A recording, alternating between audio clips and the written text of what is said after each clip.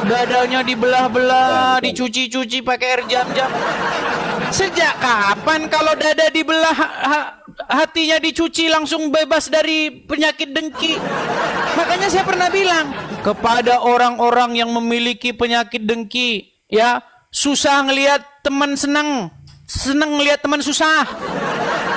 Kepada orang-orang yang punya penyakit seperti itu, menurut ini Anda seharusnya pergi ke dokter bedah, biar dibedah lalu dicuci hati Anda. Pak dokter, saya memiliki penyakit dengki dan iri hati, ya kan? Bagaimana kalau dada saya dibelah kemudian dicuci pakai air PDAM? Kan nggak nyambung teman-teman, karena nggak ada hubungannya hati dicuci dengan penyakit dia punya iri dengki. Begitu.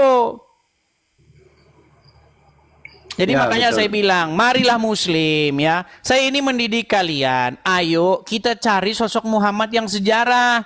Masa Anda mau mengenal sosok Muhammad yang dongeng atau yang legenda? Ayo Muhammad yang sejarah, yang historis itu seperti apa? Gitu loh. Giliran saya dibilang begitu, katanya fitnah.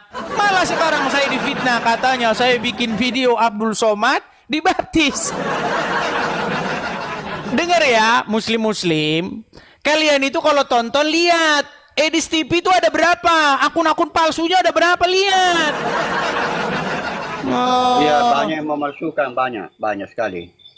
Saya itu hanya punya 2 akun. Saya sudah kasih tahu. Akun asli saya ini. Sama satu lagi. Tapi nggak pernah saya pakai lagi. Sekarang dibikin akun saya, akun palsu. Dibikin Abdul Somad dibaptis, terus saya dibilang itu saya. Pantes Anda masih Islam. Ya, gimana Pak Kalam? Poinnya silakan Pak Kalam. Ya, poin yang ingin saya sampaikan bahwa hadis-hadis yang seperti itu sama dengan di dalam Al-Quran. Ada ayat-ayat di dalam Al-Quran itu ditutupi oleh ayat yang lain, atau dengan kata lain dibatalkan oleh ayat yang lain. Ya gitu. Dan semua yang terkait dengan Al-Quran itu harus rujukannya lagi kepada kitab-kitab sebelum Al-Quran. Seharusnya begitu. Berarti gimana? Pak Kalam setuju untuk dihapuskannya hadis-hadis yang menyebabkan intoleran? Dijelaskan saja bahwa ada hadis yang seperti itu, yang menutupi hadis yang seperti itu adalah hadis yang lain. Nanti makin bingung kalau begitu Pak Kalam. Gimana kalau dihapuskan saja? Ya, lebih baik dihapus. Nah, mantap teman-teman, dihapus ya. Saya dukung lebih baik dihapus. Oke lah, lebih baik dihapus. Terima kasih Pak Kalam ya. Semoga Ya, ya sama-sama. petinggi-petinggi ya MUI ya, Majelis Ulama Indonesia, kemudian BNPT ya juga seharusnya ini mengajukan ini supaya hadis-hadis yang demikian dihapuskan. Karena ini terus-menerus ini menyebabkan ini resah. Gitu loh. Orang Masih lagi ada tambahnya kebaktian. sedikit. Masih ada tambahnya sedikit. Ya, termasuk mazhab yang diikuti sekarang ini sebaiknya jangan diikuti. Karena gara-gara itu dulu Pancasila dengan ketuhanan yang Maha Esa, ketuhanan dan kewajiban bagi umat Islam untuk melaksanakan syariatnya, orang Kristen dulu tidak setuju itu. Karena mazhab yang sekarang ini itu kalau orang Islam mencuri babi tidak dihukum. Orang Islam mencuri alat musik tidak dihukum. Itu mazhabnya Ustaz Abdul Somad itu. Oke, saya punya satu video Pak Abdul Kalam ini ya, Pak Kalam ya, Ibnu Kalam. Ini misalnya ini ya. Sebentar ya. Jadi mencuri babi tidak dihukum, mencuri alat musik tidak dihukum. Itu bermasalah besar mazhab di Indonesia. Nih, ada seorang santri. Bagaimana santri ini dia mencuri dia di Alfamart, terus katanya sah itu mencuri barang Yahudi. Ada Pak Kalam.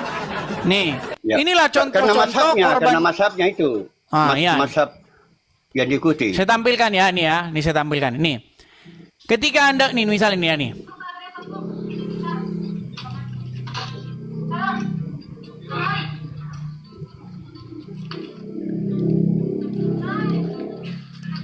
Oh, ini mencuri Oreo, bukan ini, sebentar. Bagaimana ada seorang yang mencuri di Alfamart, sebentar ya. Nih. Sabar ya, sabar. Saya klik dulu ya. Mencuri barang Yahudi. Bagaimana ada seorang mencuri? Nah ini lihat nih ya nih. Oh ini Ya. tidak suaranya, sebentar. Sabar. Mencuri barang Yahudi, sebentar. Bahkan Yusuf Mansur kan ambil barang di supermarket halal. Karena Allah yang menciptakan segala sesuatu.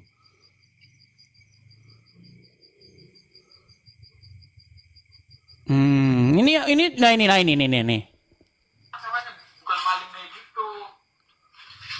Kalau nggak percaya, tanya Ustaz depan lo, apa boleh kita maling kali barang Yahudi? Kita halal, kan Nabi Muhammad nggak ada yang kayak gitu.